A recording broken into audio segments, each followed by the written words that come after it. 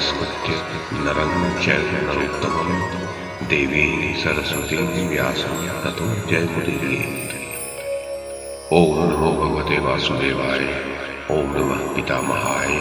ओम नमः प्रजापतिभ्यः। ओम नमः कृष्णद्वैपायनाय। ओम नमः सर्वविघ्नविनायकेभ्यः।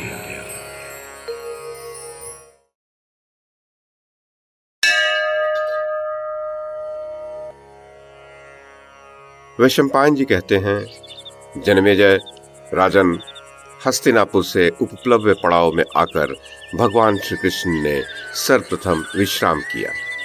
तदुपरांत कौरवों के साथ जो जो बातें हुई थी वे सब पांडवों को सुना दी। उन्होंने कहा, हस्तिनापुर जाकर मैंने कौरवों की सभा में दुर्योधन से सच्ची, हितकारी और दोनों पक्षों का कल्याण करने वाली बातें कही, परंतु उस दुष्ट ने कुछ नहीं माना।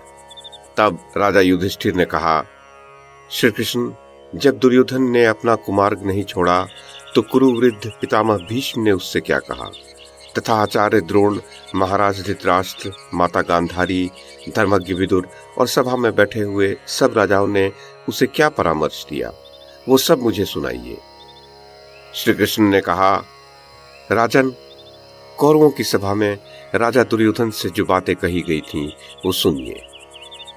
जब मैं अपना वक्तव्य समाप्त कर चुका तो दुर्योधन हंसा।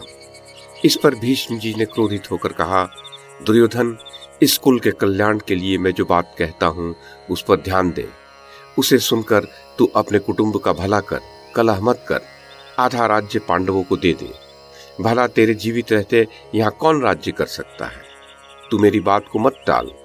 मैं तो सर्वदा तुम सबका हित चाहता हूँ। मेरी दृष्टि में पांडवों में और तुझ में कोई अंतर नहीं है, और यही परामर्श तेरे पिता, माता और विदुर का भी है। तुझे बड़े बूढ़ों की बात पर ध्यान देना चाहिए, मेरे कथन पर संदेह नहीं करना चाहिए। ऐसा करने से तू अपने को और सारी पृथ्वी को नष्ट होने से बचा लेगा।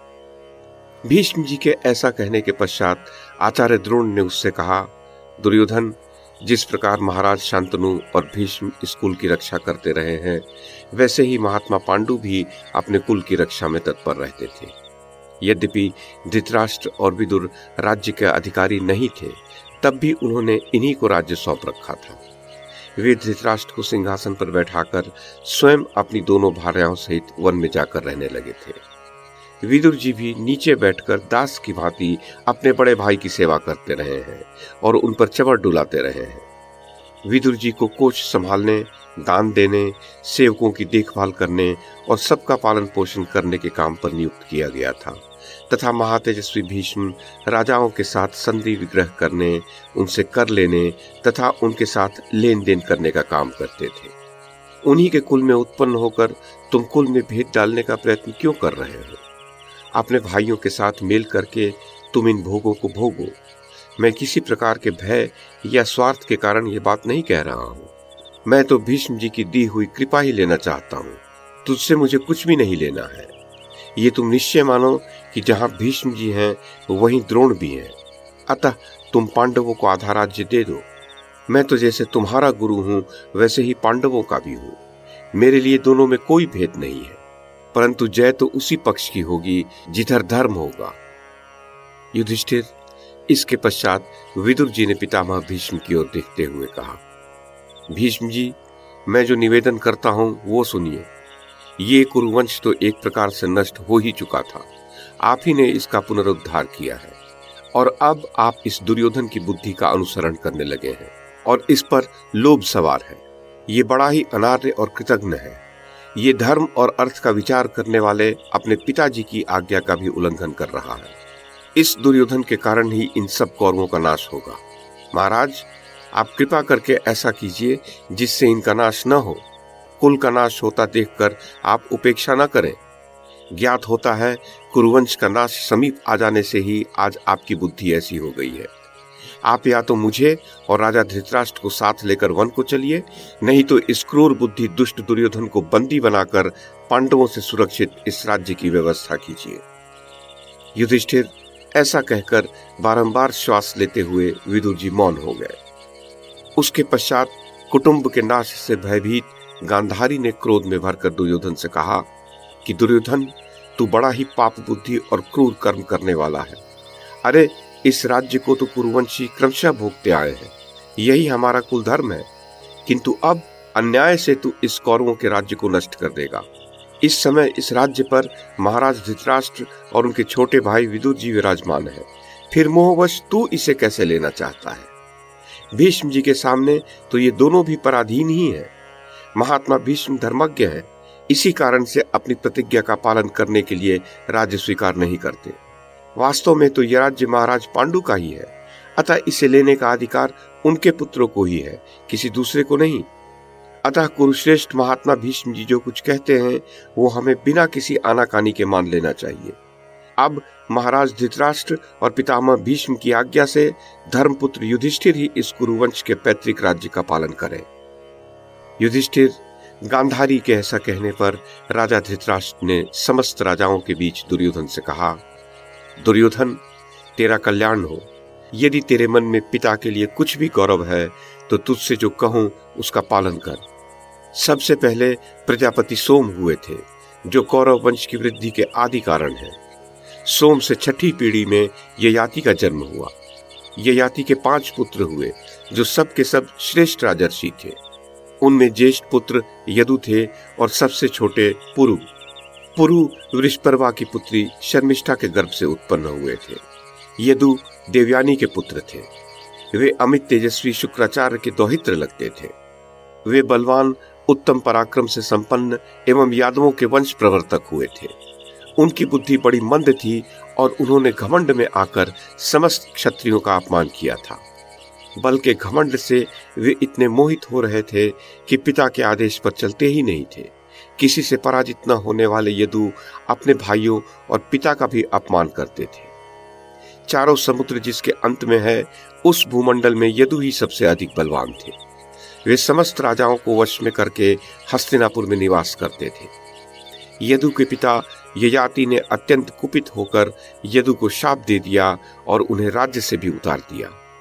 अपने बल का घमंड रखने वाले जिन जिन भाइयों ने यदु का अनुसरण किया, ययाति ने कुपित होकर अपने उन पुत्रों को भी शाप दे दिया। तदनंतर अपने अधीन रहने वाले आज्ञापालक छोटे पुत्र पुरु को नृपश्रेष्ठ ययाति ने राज्य पर बिठाया। इस प्रकार दुर्योधन ये सिद्ध हुआ कि ज्येष्ठ पुत्र भी यदि अहंकारी हो तो उसे राज्य की प्राप्ति नहीं होती, और छोटे पुत्र भी वृद्ध पुरुषों की सेवा करने से राज्य पाने के अधिकारी हो जाते हैं। इसी प्रकार मेरे पिता के पितामह राजा प्रतीप सब धर्मों के ज्ञाता एवं तीनों लोकों में विख्यात थे। नृपवर प्रतीप के 3 पुत्र उत्पन्न हुए। उन तीनों में सबसे श्रेष्ठ थे देवापी। उनके बाद वाले राजकुमार का नाम बाल्लिक था तथा प्रतीप के तीसरे पुत्र मेरे धैर्यवान पितामह शांतनु थे। नृपश्रेष्ठ देवापी महान तपस्वी होते हुए भी चर्म रोग से पीड़ित थे। दुर्योधन कुछ काल बीतने पर वृद्ध नृपश्रेष्ठ प्रतीप ने देवापी के राज्याभिषेक का विचार किया, परंतु सब ब्राह्मणों तथा वृद्ध पुरुषों ने नगर और जनपद के लोगों के साथ आकर देवापी का राज्याभिषेक रुकवा दिया। यद्यपि देवापी प्रजाओं के प्रिय थे, तथापि चर्म रोग के कारण दूषित मान लिए गए। दुर्योधन जो किसी अंग से हीन हो, उस राजा का देवता लोग अभिनंदन नहीं करते हैं। देवापी का राज्याभिषेक नहीं हो पाने के कारण राजा को बड़ा कष्ट हुआ। वे पुत्र के लिए शोकमग्न हो गए। राजा को रोका गया देखकर देवापी वन में चले गए। बाल्हिक परम समृद्धिशाली राज्य तथा पिता और भाइयों को छोड़कर मामा के घर चले गए। तदनंतर पिता की मृत्यु होने के पश्चात बाल्हिक की आज्ञा लेकर लोक विख्यात राजा शांतनु ने राज्य का शासन किया। उसी प्रकार मैं भी अंगहीन था। इसी कारण से ज्येष्ठ होने पर भी बुद्धिमान पांडु एवं प्रजाजनों के द्वारा सोच विचार कर राज्य से वंचित कर दिया गया था। पांडु ने अवस्था में छोटे होने पर भी राज्य प्राप्त किया और वे एक अच्छे राजा बनकर रहे। दुर्योधन, पांडु की मृत्यु के पश्चात उनके पुत्रों का ही यह राज्य बनता है, तो जब मैं राज्य का अधिकारी था ही नहीं, तब तू कैसे राज्य लेना चाहता है? जो राजा का पुत्र नहीं है वह उसके राज्य का स्वामी नहीं हो सकता। तू पराये धन का अपहरण करना चाहता है। महात्मा युधिष्ठिर राजा के पुत्र हैं, अतः न्यायतः प्राप्त हुए इस राज्य पर उन्हीं का अधिकार है। तू राजा का पुत्र नहीं है, तेरा व्यवहार भी दुष्टों के समान है। तू लोभी तो है ही, बंधु बांधवों के प्रति सदा पापपूर्ण विचार रखता है। दुर्विनीत, ये परंपरागत राज्य दूसरों का है, तू कैसे इसका अपहरण कर सकेगा? अतः तू मोह छोड़कर वाहनों और अन्य सामग्रियों सहित आधा राज्य पांडवों को दे दे, तभी अपने छोटे भाइयों के साथ तेरा जीवन बचा रह सकता है। जन्मेजय, इसके पश्चात भगवान श्री कृष्ण ने कहा, युधिष्ठिर भैया, भीष्म, द्रोण, विदुर, गांधारी तथा धृतराष्ट्र के ऐसा कहने पर भी मंदबुद्धि दुर्योधन को तनिक भी चेत नहीं हुआ। वो मूर्ख क्रोध से नेत्र लाल किए उन सब की अवहेलना करके सभा से उठकर चला गया। उसी के पीछे अन्य राजा भी अपने जीवन का मोह छोड़कर सभा से उठकर चल दिए। ज्ञात हुआ है, दुर्योधन ने उन विवेक शून्य राजाओं को यह आज्ञा दे दी कि तुम सब लोग कुरुक्षेत्र को चलो, आज पुष्य नक्षत्र है। तदनंतर वे सभी भूपाल काल से प्रेरित हो भीष्म को सेनापति बनाकर बड़े हर्ष के साथ सैनिकों सहित वहां से चल दिए हैं। कौरवों की 11 अक्षौहिणी सेनाएं आ गई है। उन सब के प्रधान हैं भीष्म जी, जो अपने ताल ध्वज के साथ सुशोभित हो रहे हैं। प्रजानाथ, अब तुम्हें जो भी उचित जान पड़े वो करो। भारत, कौरव सभा में भीष्म, द्रोण, विदुर, गांधारी तथा धृतराष्ट्र ने मेरे सामने जो बातें कही थी वे सब आपको सुना दी। यही वहां का वृत्तांत है। राजन, मैंने सब भाइयों में उत्तम प्रेम बने रहने की इच्छा से पहले साम नीति का प्रयोग किया, जिससे इस वंश में फूट न हो और प्रजाजनों की निरंतर उन्नति होती रहे। जब वे साम नीति न ग्रहण कर सके, तब मैंने भेद नीति का प्रयोग किया। पांडवों के देव मनुष्योचित कर्मों का बारंबार वर्णन किया, किंतु जब मैंने देखा कि दुर्योधन मेरे सांत्वनापूर्ण वचनों का पालन नहीं कर रहा है, तब मैंने सब राजाओं को बुलाकर उनमें फूट डालने का प्रयास किया। भारत, वहां मैंने बहुत से अद्भुत, भयंकर, निष्ठुर एवं अमानुषिक कर्मों का प्रदर्शन किया। समस्त राजाओं को डांट बताकर, दुर्योधन को तिनके के समान समझकर तथा राधानंदन कर्ण और सुबल पुत्र शकुनी को बार बार भयभीत कर, द्युत से धृतराष्ट्र पुत्रों की निंदा करके, वाणी तथा गुप्त मंत्रणा द्वारा सब राजाओं के मन में अनेक बार भेद उत्पन्न करने के पश्चात साम सहित दान की बात उठाई, जिससे कुरुवंश की एकता बनी रहे और अभीष्ट कार्य की सिद्धि हो जाए। मैंने कहा, नृपश्रेष्ठ, यद्यपि पांडव शौर्य से संपन्न हैं, तथापि वे सब के सब अभिमान छोड़कर भीष्म, धृतराष्ट्र और विदुर के नीचे रह सकते हैं। वे अपना राज्य भी तुम्ही को दे दें और सदा तुम्हारे अधीन होकर रहें। राजा धृतराष्ट्र, भीष्म और विदुर जी ने तुम्हारे हित के लिए जैसी बात कही है, वैसा ही करो। सारा राज्य तुम्हारे ही पास रहे। तुम पांडवों को मात्र 5 गांव दे दो, क्योंकि तुम्हारे पिता के लिए पांडवों का भरण पोषण करना भी परम आवश्यक है। कुंती नंदन, मेरे इस प्रकार कहने पर भी उस दुष्टात्मा ने राज्य का कोई भाग तुम्हारे लिए नहीं छोड़ा, अर्थात देना नहीं स्वीकार किया। अब तो मैं उन पापियों पर चौथे उपाय, दंड के प्रयोग की ही आवश्यकता देखता हूँ, अन्यथा उन्हें मार्ग पर लाना असंभव होगा। सारे राजा अपने विनाश के लिए कुरुक्षेत्र को प्रस्थान कर चुके हैं। राजन, कौरव सभा में जो कुछ हुआ था वो सारा वृत्तांत मैंने तुम्हें कह सुनाया। पांडुनंदन, वे कौरव बिना युद्ध किए तुम्हें राज्य नहीं देंगे। उन सब के विनाश का कारण जुट गया है और उनका मृत्यु काल भी आ पहुंचा है।